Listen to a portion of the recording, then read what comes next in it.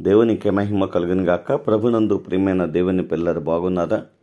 దేవుని మహాదయని బట్టి దేవాది దేవుడు రాత్రికాల సమయంలో ఆయన కృప ద్వారా మనలను జ్ఞాపకం చేసుకుని కాపుదలిచ్చి నడిపించి ఈ ఉదయకాల సమయంలో చక్కటి సమయాన్ని ప్రభు మనందరికీ అనుగ్రహించారు.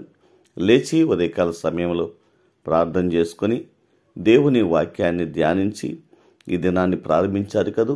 ఆ విధంగా ప్రతి దినము దేవునితో మనము ప్రారంభించటం మనకు మన కుటుంబాలకు ఆశీర్వాదకరమని దేవుని ఉన్నతమైన ప్రేమను బట్టి మీకు అందరికీ జ్ఞాపకం చేస్తున్నాను. రండి, పరిశుద్ధ గ్రంథంలోంచి ఒక చిన్న మాట మనం జ్ఞాపకం చేసుకుందాం. కీర్తన గ్రంథము 120వ అధ్యాయము 1వ వచనం చూసినట్లయితే, నా శ్రమలో నేను యెహోవాకు మొరపెడితిని, ఆయన నాకు ఉత్తరమిచ్చెను. దేవునికి మహిమ కలుగును గాక.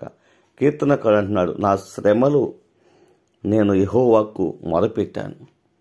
నిజమే ప్రియమైన దేవుని పిల్లలు, మనం ఎటువంటి శ్రమలో ఉన్నామో ఆ శ్రమలో మనం దేవునికి మొరపెడితే ఆయన నాకు ఉత్తరమిచ్చెను అని దేవుని వాక్యంలో కీర్తనకారుడు జ్ఞాపకం చేస్తున్నాడు. ఎందుకనంటే మన దేవుడు మన శ్రమల్లో ఉన్నప్పుడు మనం మొరపెట్టినప్పుడు మన మొరకు ఆయన ఉత్తరమిచ్చేవాడు. నేనున్నాను నా కుమారుడా, నేనున్నాను నా కుమార్తె, నువ్వు భయపడవద్దు, ధైర్యంగా ఉండు అని ధైర్యపరిచేవాడు మన దేవుడు. ప్రియమైన దేవుని పిల్లరా, నిజమే, మనల్ని విడిచిపెట్టేవాడు కాదండి. ఆయన మౌనంగా ఉండేవాడు కాదు, మాటలు చేతగానేవాడు కాదండి. ఎందుకంటే సర్వసృష్టికర్త అయినటువంటి దేవుడు, సర్వాన్ని తన కృపచేత నడిపిస్తున్నటువంటి దేవుడు. కనుక ఈ ఉదయకాల సమయంలో అటువంటి విశ్వాస జీవితాన్ని మనము కూడా కలిగి ప్రభువులో సాగిపోవడానికి సిద్ధపడదాం. ఎందుకనంటే ప్రభువుకు ప్రార్థిద్దాం, ప్రభు సందు మొరపెడదాం. ప్రభువా, నాకు ఈ అవసరం ఉంది ప్రభు, ఈ సమస్య నా జీవితంలో వెళ్తాడుతుంది ప్రభు అని నువ్వు కన్నీళ్లు కార్చి ప్రభువుని అడిగితే ఖచ్చితంగా ఆయన జవాబిస్తాడు. అద్భుతమైన కార్యాన్ని నీ జీవితంలో చూడగలుగుతావు. అటువంటి విశ్వాస జీవితాన్ని పరిశుద్ధాత్మదేవుడు ఈ ఉదయకాల సమయంలో మనందరికీ అనుగ్రహించి నడిపించునుగాక. ఆమెన్. కృపాసత్య సంపూర్ణమైన మా తండ్రి, కృపామయుడమైన మా దేవ, ఈ ఉదయకాల సమయంలో మరొక చక్కటి మాట ద్వారా మీరు మాతో మాట్లాడినందుకు వందనాలు. స్థానిక సంఘాన్ని, గ్రామాన్ని కూడా దీవించండి. మా రాష్ట్రాన్ని జ్ఞాపకం చేసుకొని రాష్ట్ర ప్రజలను దీవించండి.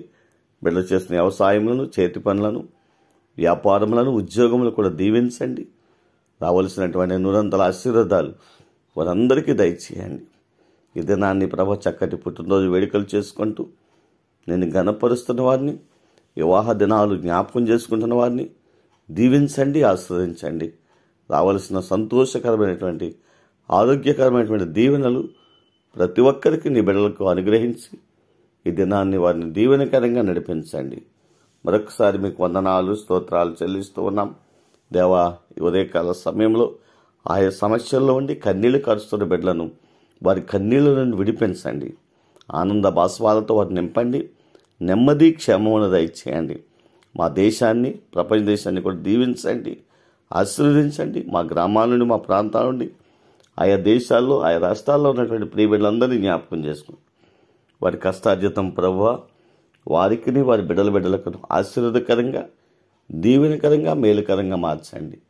నీ నామాన్ని ప్రేమించి బిడ్డలు చేస్తున్న ప్రతి సత్కారములకు, మనుషులకు మీరు అన్యాయస్తులు కాదు కనుక రావలసిన దూరంతో ఆశీర్వాదాలు వారికి, వారి బిడ్డలకును సమృద్ధిగా నీ నామములో అనుగ్రహించి మీరు దీవించి ఆశీర్వదించి ఘనమైన కార్యాలు జరిగించండి. దేవా, నీ కృపలో వర్ధల చేసి మహిమ పొందమని ఈ ఉదయకాల సమయాన్ని మీకు అప్పగిస్తూ ప్రారంభిస్తూ ఉండగా దీవించమని నూరంతల ఆశీర్వాదాలు సమృద్ధిగా నీ బిడ్డలందరికీ అనుగ్రహించి మీరే మహిమ పొందమని యేసునామములో ప్రార్థించి స్తుతించి మీకు అప్పగిస్తూ ఈ దినాన్ని ప్రారంభిస్తున్నాము తండ్రి. ఆమెన్.